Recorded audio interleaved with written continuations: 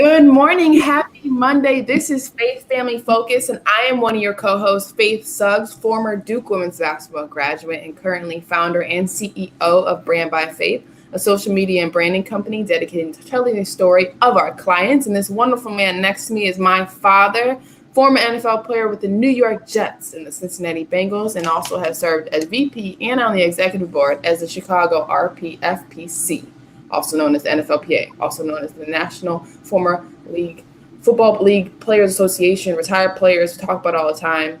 I got 7, you guys understand, I got 7 things over here down on the storyboard. But yes, that is who I am. Good morning, Dad. Happy Monday. So I'm a former player, right? So Former. I live in Chicago. Hi, Faith. Good morning. Good morning. Viewer. Monday. Happy Monday. A lot to talk about this week. Excited for another great week. Always a lot to talk about. Also, let me kick it off with your Jets real quick, though. Did you see the Hail Mary on Thursday? That was a Hail Now, Mary. explain to me how a Hail Mary works, because I'm confused. Now, they weren't down close enough points. Good morning, Pam. I'm confused. You know, when you're down 3 in a basketball game and you hit a 3, then it's tied. I'm confused. They were down a touchdown. They were down a touchdown, so there was one play. Hail Mary, you just throw it in. Hail Mary. You know, it's a prayer, you know? And it's like. Have you seen it before? Yeah, it always happens. It's like the last play of the game. A 49-yard. Oh, no, they had a 2-point conversion attempt to tie things up. That's what I was. I know my math. Look, I was watching the clips, and I said the time went out on the clock, and they called on the touchdown, but maybe they stop it from when it's released. Yeah. If it's completed. Yeah. If the play, once the play starts, it doesn't matter how. I mean, the clock can run out, but once the play starts and the clock is still before 0, that play can last forever. And then once they score a touchdown, the clock doesn't run on extra points. Okay. Right. Not with 2-point conversions. Right. Okay, if you're joining us, we're talking about the Jets Thursday Hail Mary versus Eagles to tie it up, where they ended the game with a tie, like in soccer. I've never seen that either. I have never seen a Hail Mary in my life, so I was excited to see that our Jets got one down. We're having a good start to this preseason.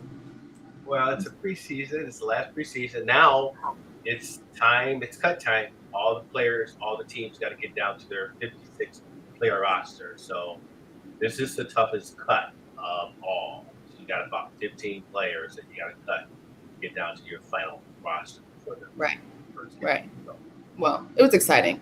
But good morning, everyone. Thanks for joining us. I just had to slip my little tidbit in there because I finally watched some Thursday night football, and I caught my Jets, and they hit their Hail Mary. I never seen them do nothing spectacular in my life, so that one was exciting for me. I know it's exciting, especially over in your house. The Jets is a very big thing over there, and people were probably really cheering about the Jets win over there, I'm sure. That's not happening over here. But no, very exciting. Dad, how was the weather? How was the weekend? Gosh, and prayers go to the people of New Orleans, a beautiful city with Hurricane Ida coming in on the anniversary of Katrina. Prayers to everyone there. But how is your weather over there in the Midwest of Chicago? Yeah, we've had some rain, some thunderstorms too. Okay. That season with thunderstorms. Hot. It's hot or rainy. So hopefully we have only a couple more weeks where the drop starts getting into our fall. Fall. September 22nd to be exact. It's the first day of fall. Football time, basketball preseason. It's going to be an interesting fall. I hope that we're all staying safe with everything with COVID. But, man, I'm ready for, the leaves to fall because this was a hot summer. I feel like this was a hot summer, and this is the first summer I've been in 100 degrees multiple times a month. I'm not excited. Even though North Carolina got hot, but it was more humid when I was playing at Duke. So I don't know what's going on with the Midwest. We got a heat wave coming from Arizona or something. That's how they're very resilient these days. Hot weather. It's not the fact that it's 100 degrees. It has nothing to do with that. Got it. Well, if you're joining us this morning, Hello, welcome back. Make sure you're sharing the show. Comment, like, say hello, ask us questions. We answer them, hopefully with the right answers. Let's talk what else is new, what's going on. You talked a little bit about NFL preseason. It should be wrapping up. I caught a little bit. I'm on episode 2 of Hard Knocks with the Cowboys. So I'm enjoying that a little bit. That's a fun show. I like that show. Yeah, that's always been a good series. I don't know how long Hard Knocks has been out there, but it's pretty. I like how real it is. I mean, and for a player who knows what it's like to be in a training camp, it's pretty real. And I like how they touch on different narratives of training camp, the ups and downs, the interpersonalities, the coaches' relationships. Right. It's a good show, so I'm glad you're enjoying it. Yeah. No, I'm enjoying it. I didn't really know a lot about Jerry Jones, but I never seen, and maybe that's how a lot of NFL owners are, but he is like, when I saw him sitting behind his desk, he was at every single practice and at every single meeting, and he was eating his McGriddle, which I'll be honest with you, he's a little too old to be eating a McGriddle. I was like, man, this guy really loves these Cowboys. Like, he's a very hands-on, always been a very hands-on, and so normally you know coaching with the Cowboys that you're really just Jerry Jones really still runs the show. So that was my question, because the coach now is the guy who was with the Packers. Correct, yeah. And they gave a little inside scoop behind him, their conversations, and I was like, a little stressful. It's never easy having a AD or an owner who's hands-on with every single thing you're trying to do with your program. But that's what my question was. I was wondering if it was hard to coach for the Dallas Cowboys, and you answered it with even. Well, you're not really. Jerry Jones is very hands-on. It's his team. He's not afraid to. I mean, he's done a lot. I mean, look at that new stadium they have. Yeah. It's always been a top-notch franchise. Yeah. Always. So I'm glad you're enjoying it. I mean, football season's about to start. Yes, it is. Your brother had his first scrimmage this weekend. You got another one coming up. It's really hot. Training camp is really hot. I'm tired. We've all been through it. No, I talked to him a little bit, and his birthday is coming up this Wednesday. September 1st, he turns 20 years old. Just 20 years ago. It's also the 20th anniversary of 9/11, which is kind of crazy. Because we were in New York for the 10-year anniversary. We were. Now that's crazy, right? How fast life is going, and Devin's an old person now. It makes me old, and I don't know what that makes you. No, I get younger. You get younger with age, yeah, okay. There's one topic I want to talk a little bit NBA, and we haven't talked about this enough, but there's been a lot of moves going around surrounding Los Angeles and the Lakers. Wow. LeBron has now brought in, mind you, Dwight Howard I believe is going back to the Lakers. Now, don't quote me on that. Rajon Rondo is also in the discussion of going back. But LeBron, Carmelo, Russell Westbrook, Anthony Davis, let's stop there. Let's stop there, right? So not only is Carmelo the leading point person for the USA basketball, he's also, multiple time All-Star, playoff contender, McDonald's All-American, top first-round draft pick, and probably one of the top players we could talk about when we talk about Carmelo Anthony. We talk about Russell Westbrook.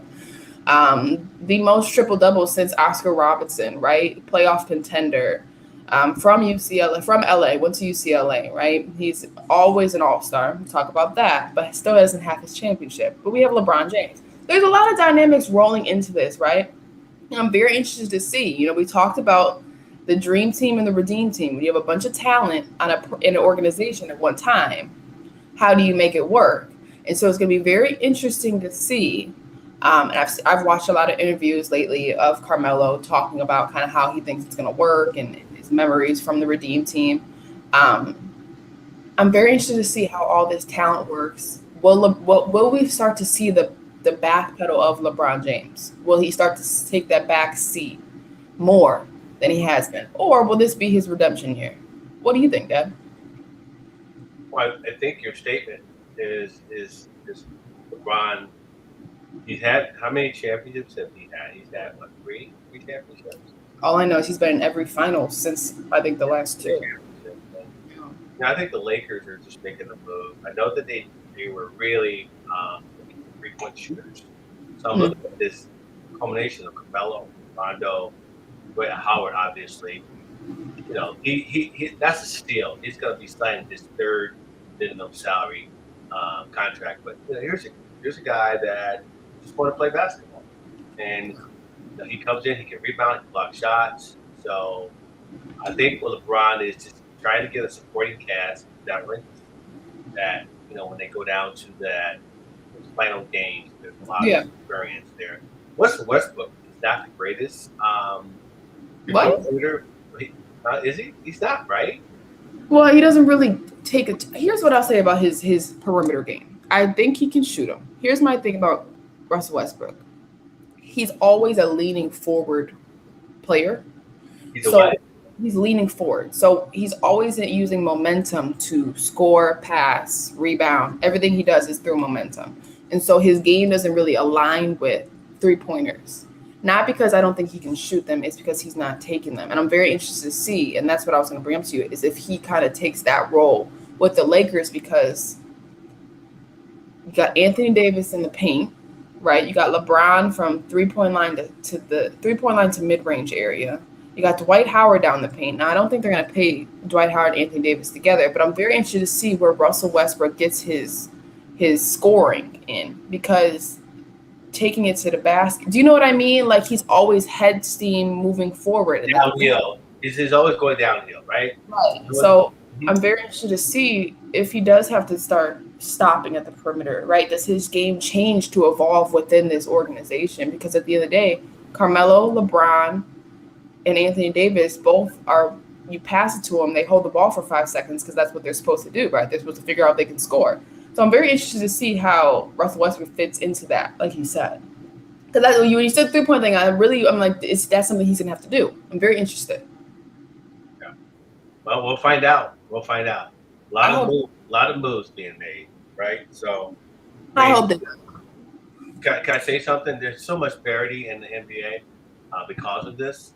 You see a lot more parity because teams are stacking. There's that group of teams that are always going to be contenders, and you have that lower half of teams that, I mean, look at the Bulls might be doing something this year. They made some good moves. You don't think so? I think they're young. I think we're looking at the Bulls the same way we're looking at, who am I blanking on? They just loaded a bunch of young people. Well, the Bulls are one, right? Saints, the Knicks, Nets. The Knicks is who I was talking about. The Nets are number one going into this season. They came out with the preseason rankings a little bit after all the trades. They said that the Nets are number one, Milwaukee's number two, and they said the Lakers are number three. And a lot of people are saying that they're upset that the Lakers are number one. I'll be honest with you. I'm surprised, regardless of the amount of talent they have on the team, I'm surprised they are that high, considering age, considering the season the Lakers had last year, regardless of who was on the team and not. And also because they haven't played together yet. We've only seen LeBron and AD play together. We have not seen Carmelo add to the picture other than USA, and Russell Westbrook add to the picture other than USA. So I'm very interested to see. I know we all want LeBron to do well. I want LeBron to do well. But I'm very interested to see, I mean, are they better than the Nets, which have already played together but were struck by injuries? I don't know. But they are in two different conferences. And the Milwaukee and the Nets got to play each other more times than the Lakers plays them. So it's going to be very interesting for sure. No, I agree with you. But that is what the ranking said. They had the Nets at number one still because they have Kyrie, KD, Jeff Green, talent. Young talent, actually. Well, young, mature talent in their prime. Kind of where we were when Kobe and Shaq were in the day. But yeah, so it's going to be interesting, Dad. I'm excited for the NBA for sure. And see who jabs in there. The Bulls have a lot of talent, a lot of young talent, but I'm interested to see, do we have the right coach to handle the talent? No, I know this is not on our storyboard, but how's the WNBA doing? I know there's a couple games. What's going on? Yeah, great. It's been really exciting. If you haven't got a chance, it's on NBA TV. They play a lot of games every day. I think there's 2 games. I got to watch a really great game the New York Liberty played the Phoenix Mercury. If you don't know anything about the Phoenix Mercury, they have Brittany Griner, Diana Taurasi, Skylar Diggins. They have everybody over there. And then New York Liberty is the young team of the league, right now, but they have a lot of uprising talent with Sabrina Ionescu and a couple other ladies. And that game actually was a little spicy. I don't know if you guys know the history and the context of that game, but earlier in the season, before the break, Skylar Diggins and a couple of New York Liberty players went back and forth on Twitter, commenting back and forth, and fighting words were said. This was the first game since that game, and Phoenix Mercury killed them. And then the next game, because they played back-to-back, Skylar Diggins came out and had 27 points. A little smack talking, huh? Yeah, but it was in the kid who was talking smack didn't even play, so it's just typical rookie stuff. But no, Skylar did really well. She had 27 points, of course. I think we're watching her game finally be where it's supposed to be with consistent years of health playing a role. And, of course, you got Diana in there. Right, Diana Taurasi, right. She's a beast. Again, that doesn't make sense at 40 years old. But no, it's been really fun. I mean, if you guys have not caught it, it's on NBA TV. They throw them on ESPN here and there, but definitely you can catch them on NBA TV back-to-back with great analysis. Renee Montgomery and a bunch of other players. Candace Parker had a great game with the Sky the other day. I don't know how they're doing with their season, but we're all rooting for Candace, of course, hometown kid. But exciting stuff with the NBA, the NFL. Sports is finally going. College football is right around the corner. We got scrimmages here, left and right. UCLA and Hawaii have already played a Saturday football game, which is kind of crazy, even though they were killed by UCLA, and there weren't really any students in the fan. But it feels like fall, right? It feels like sports are coming across the table, so we're gonna have a lot more to talk about, I feel like, at the end of September. But yeah, I'm excited, Dad. I'm excited to talk about some stuff today. I'm excited to kind of dive into a Monday and start a good week off. And what we're going to talk about today is something, let me pull up our sticker. There we go. Episode 29, Grow While You Wait, Waiting Your Turn for Opportunity Within Collegiate Sports. That's what we're going to dive in today. After this quick commercial, to talk about our upcoming new segment, The Huddle, that comes Wednesdays starting next week. We'll see you guys in a second.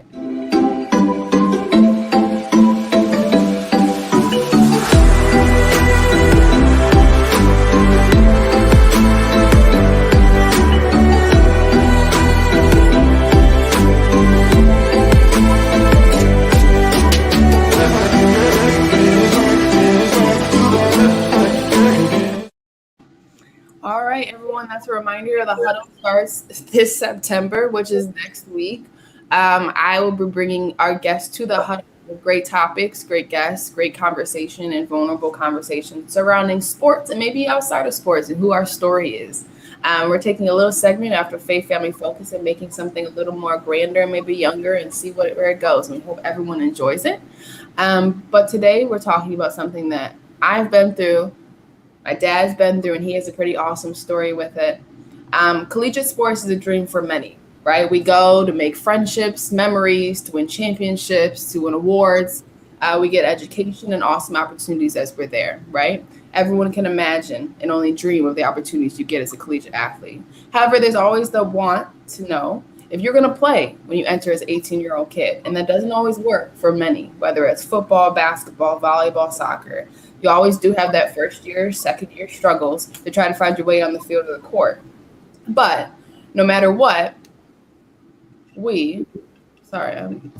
stuff's falling together over here. No matter what, your turn is going to come, and it's up to your positivity and your optimism, which we're going to dive a little bit today to talk about how do you even survive having to wait your turn for your opportunity that you work so hard for.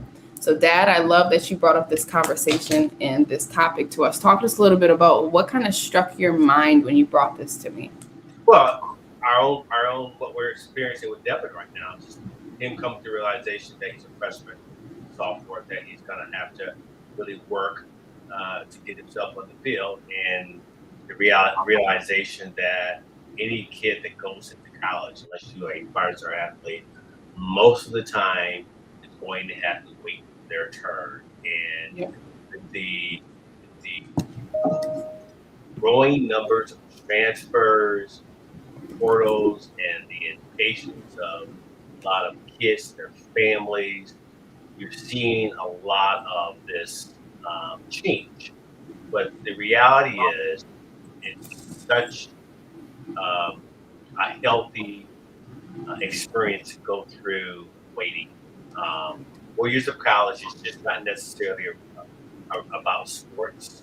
And I guess I can say that because I've experienced the waiting game, and I experienced graduating, I experienced the waiting game in college, in football, and the results were rewarding. But the growth that goes along with being a good teammate, being patient, going through the frustration, going through the self-doubt, Yeah. just fighting through it, it's just such a growth experience in life.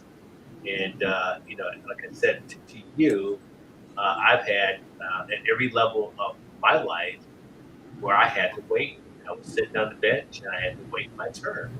Yeah. And while you're waiting on the bench, what is going through your mind, physically and mentally? What is going through? And we want to talk a little bit about that because it's something that's kind of changing right now. With this world of entitlement, with this world of trying to get what you want immediately, and if you don't, you make a change. And so I thought it would be a good topic to share with our viewers today. Yeah. And before we dive into that, I have a couple photos of our college experience that we can share with. I just have a few of mine through Google. There's me. I don't even know what year that was. That was probably freshman year. And then here I am, Sweet 16 course. You know what? Can I say, hold that thought right there. That was your freshman year, and then this was your junior year. So between your freshman year to your junior year, you went from, not playing as much to now, this is after a Sweet 16 game where you play a pivotal role on the team. And that was because of you having to really fight your way onto the court. And so that was a really good show. And here's I'm proud to share this because your show, The Huddle, it's your leadership, it's your voice, it's the way that that's why you are that person in that huddle, motivating and inspiring. And so you found a role on that team. Yeah.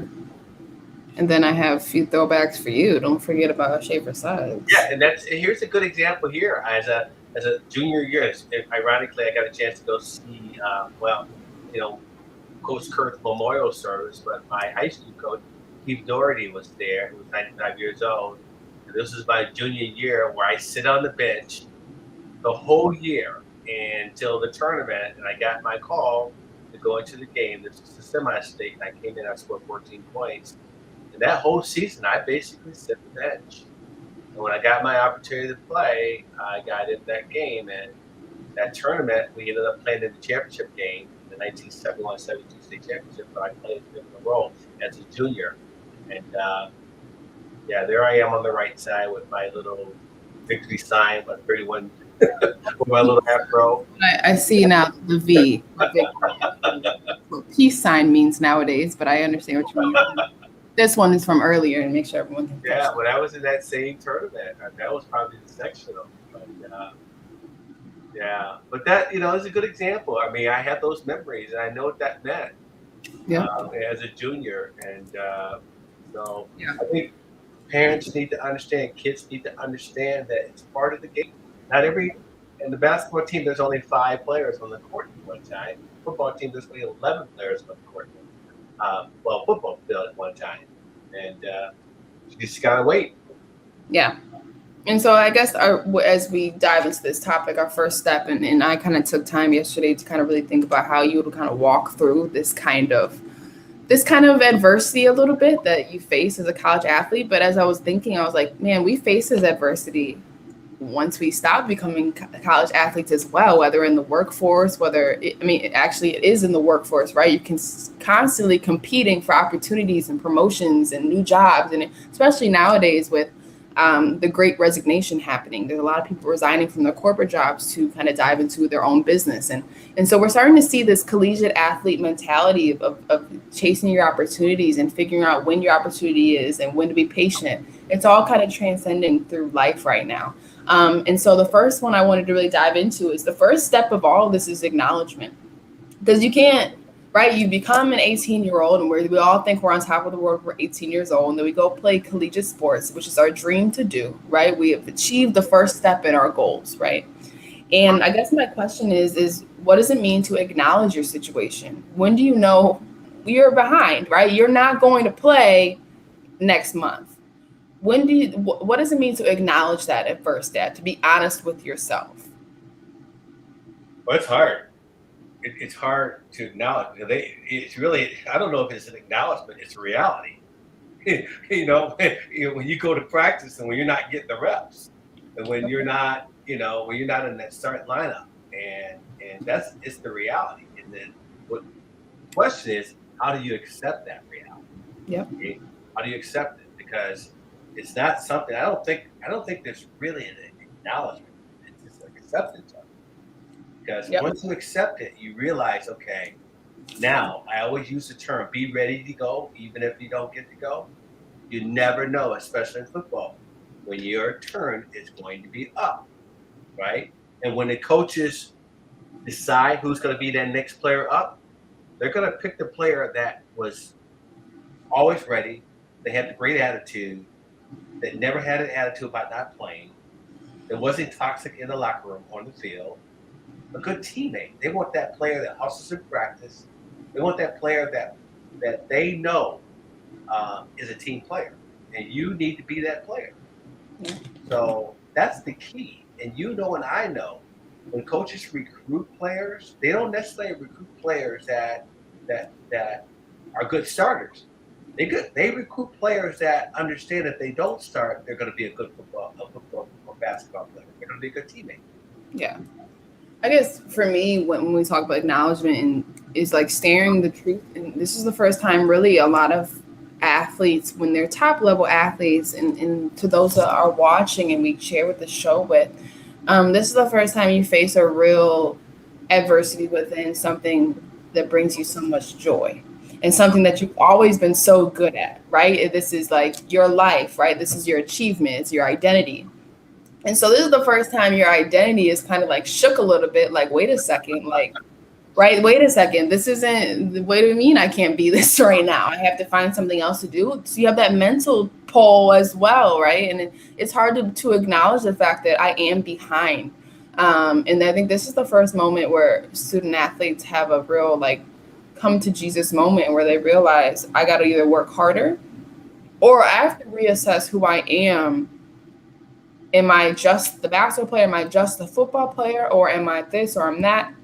So that for me is the first thing you do. But also, how do you even notice is don't be let's not be oblivious to the situation, because some kids are oblivious to the fact they don't have opportunity.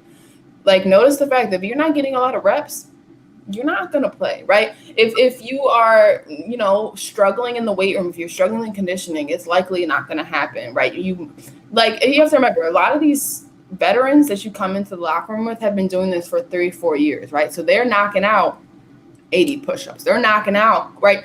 And everyone at the end of the day, when it comes to a team, brings something special and their own talent, regardless of sports, right? So whether it's leadership, whether it's conditioning, whether it's this, whether it's that, whether it's academics, which is a big thing. They always got that one kid in the team who's a genius. And so you when you acknowledge kind of figuring out where you fit in, I think that's kind of like the first step. Like, maybe that's not my position yet. Maybe that's not my step. And I guess one of the pieces I want to take is, why does this happen?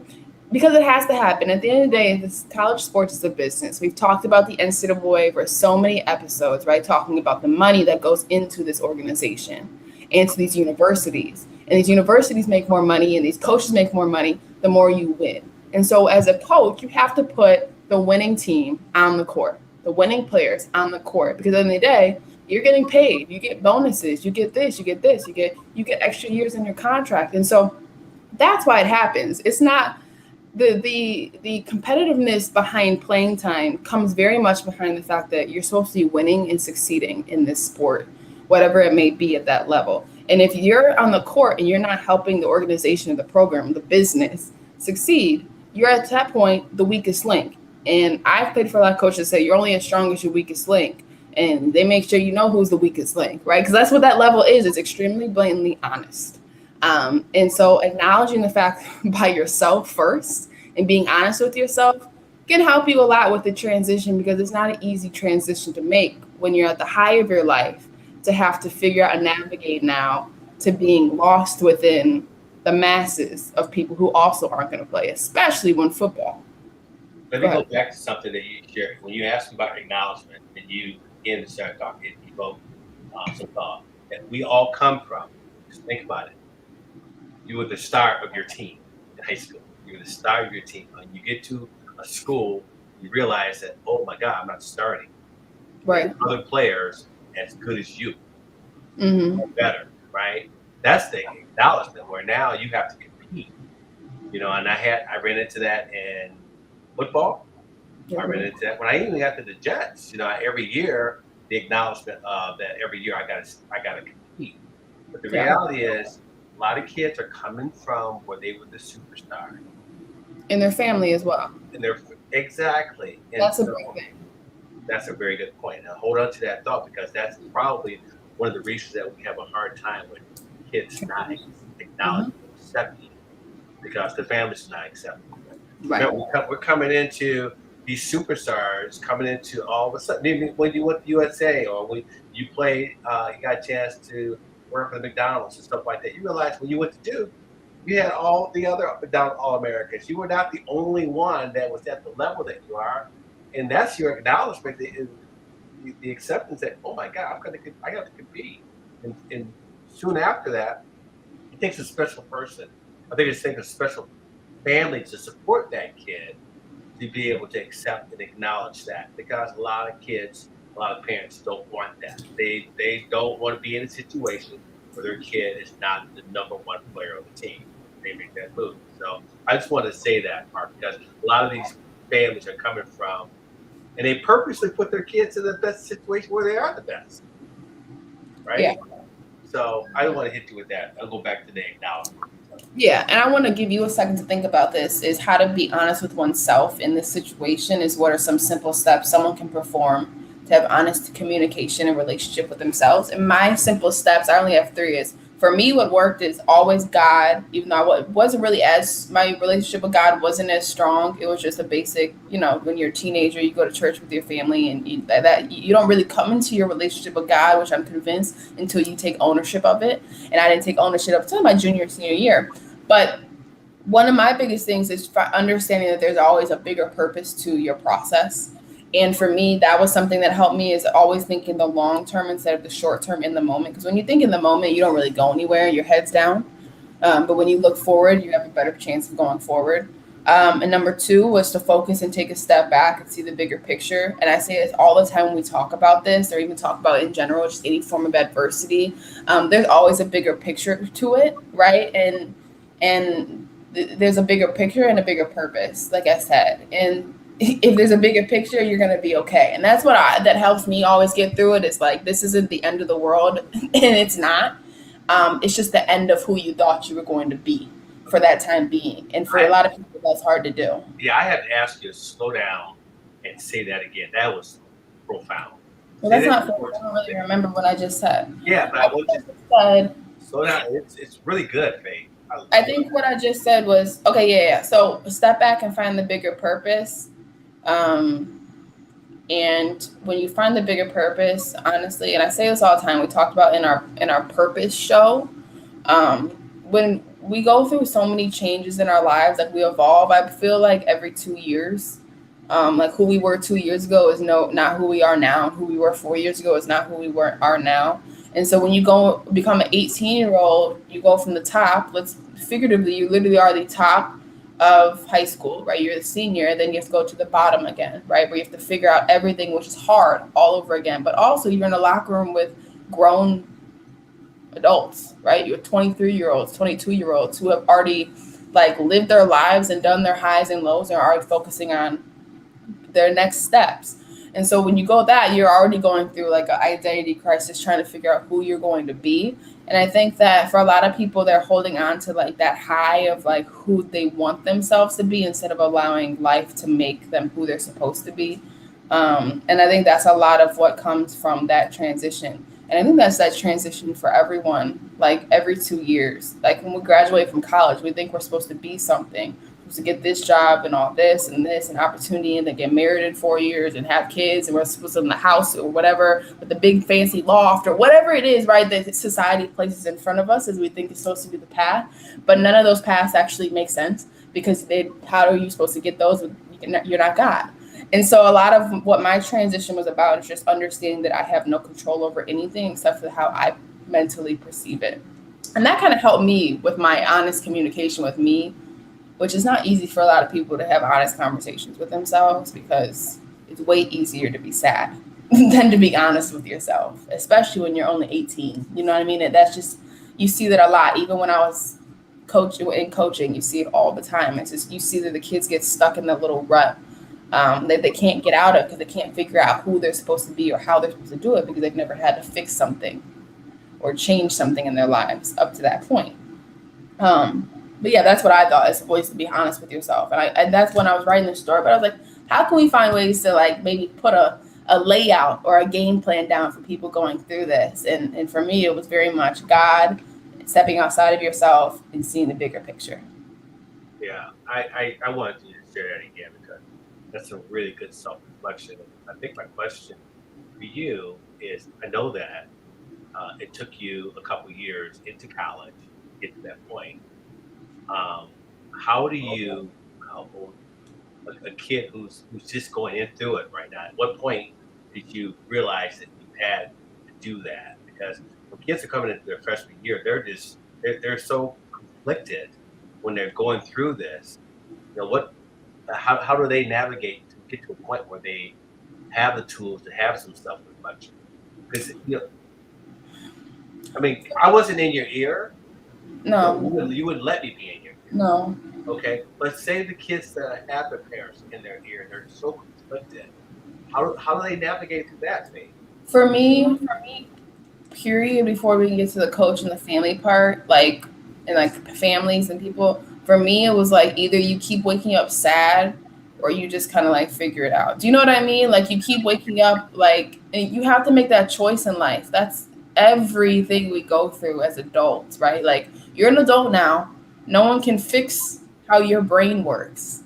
You have to figure out how to help your brain work and put your brain in the best position for you to not be sad or angry or frustrated or with your situation. For me, that was what I was like. I woke up and I was like, I'm not about to just keep being sad. I can't. Like, this doesn't make sense, right? Like, it's not like I can wake up and snap my fingers and make everything go exactly to how I want it. Life doesn't always go the way you want it to be. And for me, I was just like, let me step back and not be as attached to this. Because it's like when you're super attached to things, you give that thing that you're attached to a lot of power over how you feel. And that's the book I read. It's called Attached. If you guys want to look it up, it's about when you form relationships or friendships or even just like figurative attachments to things, a TV show, a job, a dream. You give it so much power over how you feel from a day to day, right?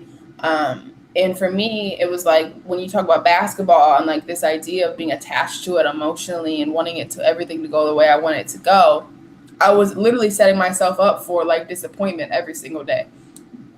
So I stepped back and was like, I don't care, because it's not that big of a deal. And for me, once I did that, it helped me like just be a better person to myself. And then I didn't want to tell you, like, on the phone calls like that, I do not care. Like, I care in a different way now. And that to me was like, I don't need to explain that to anybody, because at the end of the day, it's my process. But for me, it was very much like stepping back and like not being as attached in a way in comparison to just being attached to the process, the memories, the winning, that stuff. Like, I was super disappointed if we lost, but I wasn't super disappointed if I didn't play well. I was super disappointed if I didn't play well, if it affected our win or loss. That to me was where because it was more kind of like, and once I was able to do that, I just stopped being so like, you don't want to give something that much power to make your emotions go up and down like that. Like, it's literally setting yourself up for failure or like a super, super awesome high of life. But for me, I just like, I gotta cut these ties a teensy bit, because it's just too much control over how I feel about myself over a game. You know what I mean? For me, that was in like with you, I think you started to see that like transition, and like I try to help other people see that for themselves too, because it's when you're super attached to something, you give it, like I said, you give it way too much control over making you happy or sad, and that doesn't make sense, because the only thing that should be able to control your emotions is you and God. Right. So now, as kids going through this, and I see your next point here is how you navigate the family. Yeah. As you're going through realization and acknowledgement that you're not playing as much as you want. Yeah. Talk to me a little bit about that. How do you stay positive? I want to merge the family and positivity, and then eventually transition to my third ideal topic, because it's like a step. Okay. So how do you stay positive? Like I just said, you just do. And that's not easy to do, because we have many conversations about mental health, and like sometimes there's a chemical imbalance in your brain that just makes you sad, right? And I see that a lot with student athletes. Like when everything that you work for isn't going the right way, it's almost impossible for you to be positive, right? And so for me, what I started to do is try to find positivity and attach to things that I knew were genuinely always going to make me have a great mood. And that was like my teammates, or the memories you make, or going to see a movie, finding the bigger picture of all of it, and then also enjoying the process more than like being the process. You know what I mean? Like there's so much pressure on student athletes and like college students to like do the right thing and be perfect and like do all this. For me, it was just like, I just want to embrace making everybody happy and embrace uplifting everyone. And if you ever are someone who does that for other people, you know that like the affirmation and the feel good that comes back from it is better than you going to score 2 points or a career high. Like it's for me, like that's just kind of what it is. And so for me, that was my positive steps. It's like trying to look at the bigger picture and enjoy it while you're in it, because it's not easy to enjoy stuff when you're still trying to figure out who you are. But for me, it was like just becoming a great teammate, cheering for my teammates, hanging out with my teammates, making memories, doing well in school, doing all the stuff I can control, and see if maybe my mind shifts to positivity, right, in some sort of way. In regard to like communicating to family, you don't have to explain yourself to anybody on this planet. There's no requirement to have to explain what works for you to make you happy, right? That to me, when you start to put pressure on having to explain to everybody, and I'm still 24 years old learning that, you are missing out on like moments that could make you super, super, super happy. Especially when you're in college, when it's supposed to be literally fun all the time. You don't have any bills to pay. But I feel like in college, you have more pressure because you are still in that family daughter-son dynamic. And so for me, like I cut off communication healthily. Like I didn't cut it off, like don't ever talk to me again. But I set boundaries, because I knew like, wow, I know I'm going to be kind of sad after this game because I didn't play or disappointed myself. So I'm going to find a way to like not let other people like invade my positives, trying to heal my space. You know what I mean? Like try to make me feel better, try to be positive. So I would go to Chili's with my teammates, or I would go to Chipotle with my teammates instead of like looking at my phone or stuff like that, because that like gets you out of your rut, that gets you out of your like negative space. And then I would call you when I was in such a positive space to communicate and be in a good mood and let you know it's okay. And because you just you gotta really understand, like if you're in a bad mood and you like go in a place that you know is gonna remind you that you're in a bad mood, and that's not saying your family's talking bad to you. It's more kind of like it's just a reminder that you have to even talk about everything again. And you and I were talking about this the other day with Devin. As Devin called me and he was just talking and talking and talking. And I didn't even ask him about any of this, right? But I think that for him, if I had asked the question or invaded his space with a question in regard to it, he may have shut down. And so I just laid back and was just letting him talk and talk and talk. Because sometimes when you're going through hard times, all you want to do is just talk and feel bad for yourself and then feel better. And for me, sometimes family is like the one group of people that you want to make proud all the time, but also the one group of people who can say something and like hit that nerve and they didn't even say anything wrong. And so that's kind of for me, I was like, let me not like put myself in a space where I'll be mean Or also, like, I'll feel bad because I got to talk about all this stuff again. So I just didn't talk about anything. and that was okay. But for me, like, that was a good balance for me, just like understanding where I should put myself and where I should like remove and put myself and go get some food or get ice cream or cookies or whatever pizza I wanted. Like, it was just, I was just like, rather put myself in a healthy, happy space than somewhere else. That will remind me that I was going through a lot of stuff. Because at the end of the day, like I said, my father's family and friends, you don't have to explain anything to them. And I think that if you ever have to set a boundary and that person is upset about the boundary, then the boundary should have been set to begin with.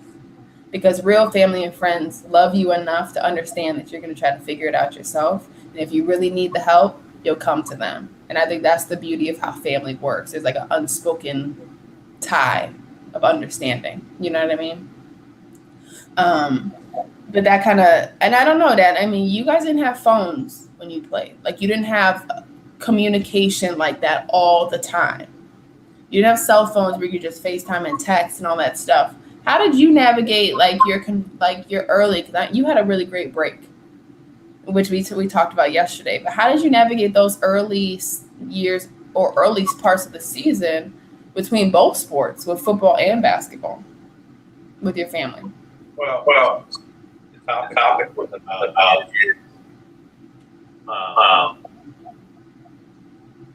not playing and struggling with it. I didn't have any. Yeah. So I had to figure it out, which, as you were talking about, that you guys had to figure it out yourselves. Yeah. And so I did. I mean, we didn't have any type of communication. My mom was always listening, but with me being such a big game, you know, the last person you want to talk to is me. And I'm going to ask you very specific questions around the game. You don't want to go, although I don't know. I'm thinking so you spent some time this last 5 minutes really breaking down why it's as a young athlete you attach and keep yourself in a safe space yourself. So you don't that kind of a lot of really mental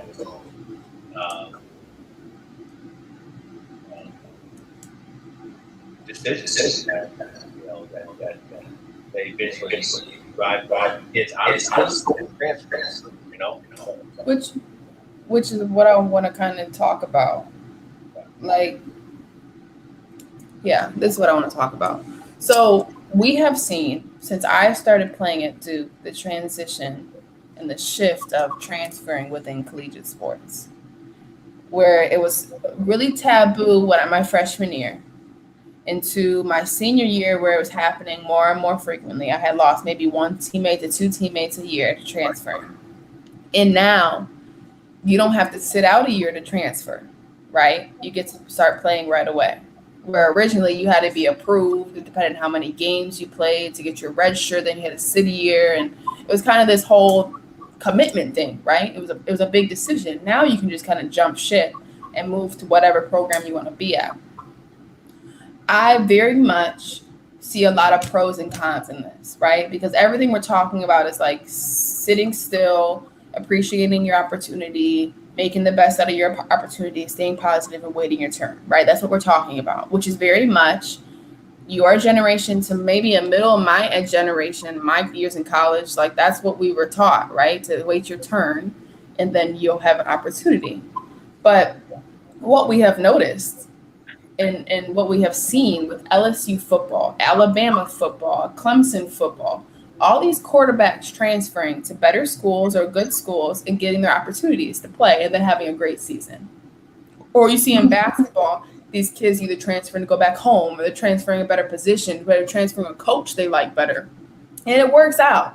But you also see some kids who are transferring and they're on their third school and they're 22 years old, but they're finally picking the school they want to play at to finish their career. So we're seeing transferring now become a big thing for kids to make the decision. And it's not more of like a major, big, oh no decision anymore. For me, the waiting your turn mentality, I feel like only applies to those who really, really, really want to wait their turn for the right reasons, right? And you go to a school that waits your turn for a better reason. You go to a school that you really love the student body, but you're not playing, but you really want to stay there, right? I know there's kids like that. Or you go to a school where you just want to be a part of the organization. You go to Alabama football, you just want to be part of Roll Tide, to be around the greatness, and eventually your sixth year at Alabama, which is normally how it works, you get your chances. That is that student athlete, right? You also have these student athletes that I very much am considering is actually really cool to watch. Is they're like, you know what? This coach, I thought who they were going to be. I think they're great people. I really love this place, but I really just want to play. I came here to play. I want to go here. And I think that I'll be inspired or become a better person somewhere else. And they do it. They don't even ask parents anymore. They just move. You know what I mean? And for me, I think is we're seeing this shift in young adults are now having to figure out what's best for them by taking a risk. And they transferring is a risk. It could flop, right? I've seen a lot of women's basketball players transfer to Syracuse women's basketball. Let's use them as an example. They had maybe 4 or 5 transfers come in this year. Coach resigned. So now they're in the middle of interim coach, and all these girls have a new coach, but they transferred for a better opportunity. That happens. That's a risk. For me, I very much encourage transferring for the right reasons. I encourage you, if you really, really love something and you believe in yourself, take the jump, right? And hopefully it will work out for you, which it often does, right? Because these kids have thought hard and long on it. But don't jump ship. And this is what we learned a lot over this past year in the coaching world, is don't jump ship because you think that don't jump ship if you go to a school that only gives out 6 scholarships on a team. Or don't jump ship if your team doesn't always get on TV. Because this is a big deal, right? When you jump ship, and I say this a lot, is we have this thing called the transfer portal, right? Where kids can enter the transfer portal and all these college coaches can see the kid's name, where they want to transfer from, and the film and tape on them, right? That's a transfer portal. It's at all sports. There was over 1,000 student athletes in it, over 1,300 student athletes in it, in women's basketball, in men's basketball, and football in this last year because of COVID. A lot of those student athletes did not go to Power 5 schools. A lot of those student athletes didn't go to mid-majors, even though there was probably 500, 800 that did go to good schools that would be on ESPN or Fox or CBS or whatever, have a chance to meet them. There's a lot of student athletes who transferred for the wrong reasons and probably will land somewhere that doesn't matter. Here's the thing, like I said, when you want to transfer the right reasons. If you transfer to play, transfer to play. If you transfer academics, transfer academics. If you transfer to try to play for someone who's a great leader you want to become, transfer. If you want to transfer to go back home, transfer. I've seen a lot of student athletes go back to USC. They're from LA. Great. But I think that this switching and changing of sports and how student athletes are changing schools and colleges is very much due to the very fact that the education isn't the prize anymore. And that's good and bad, right? We're seeing a lot of student athletes now make money off their name, image, likeness. What's the point of a college degree? Amazon and all these Google and these companies are hiring top manager positions for people without collegiate educations. So we're starting to see amateurism go out the window from college sports. And now these kids are transferring for money reasons, for logistical reasons. And so I don't know, I wait your turn if you want to be a wait your turn athlete and get the best out of your experience. That's a completely different dynamic. And transfer if you feel like transferring works for you in your college career. That makes sense. But we definitely are seeing a change across the board in all of this, especially in football. But yeah, no, that's my thing. I wanted to make sure before we finish the conversation, we talk about the patience, the positivity, and the faith in God, and all the things that come into being a collegiate athlete that first couple of years. Make sure you know who you are so you can understand what's the best situation for you, because it's a wide open door nowadays for the NCAA. Wow. Back a lot. I love it. Yeah, well, we have 1 minute.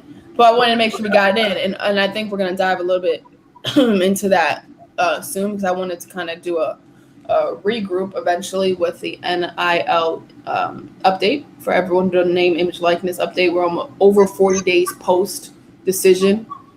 So we're going to hopefully dive into that soon. But thank you again, everyone, for joining us this Monday morning. Exciting Faith Family Focus episode ahead this Friday. Once again, the huddle will be coming soon this next week, September. Fall is around the corner. But most importantly, thank you to Amazon Fire, YouTube, Facebook, Roku, Apple TV, and of course our key platform out of Phoenix, Arizona, E360 TV. Again, this is Faith Family Focus, where we use our faith as a vehicle to help heal and sustain others on their path to strengthen the family core. And of course, our slogan before we leave you guys this Monday.